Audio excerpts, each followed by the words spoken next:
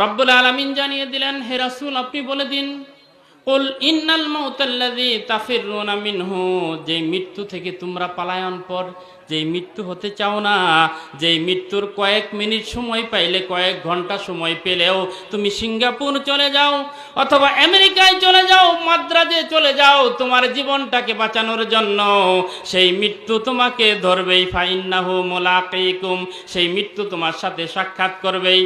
ফাইন্নাহু মুলাকিকুম সুম্মা তুরাদ্দুনা ইলা আলিমিল গায়বি ওয়াশ শাহাদাতি, অতঃপর তুমি ফিরে যাবে দৃশ্য এবং অদৃশ্যর যিনি জানেন সেই রব্বুল আলামিনের দরবারে তুমি ফিরে যাবে। সুম্মা তুরাদ্দুনা ইলা আলিমিল গায়বি ওয়াশ শাহাদাতি ফায়ুনাব্বিউকুম বিমা কুনতুম তা'মালুন, এবং তুমি যা যা করেছো সব কিছুই তোমাকে জানিয়ে দেওয়া হবে। কথা বলেন ঠিক কিনা? তাহলে মৃত্যু যে কোনো সময় আপনার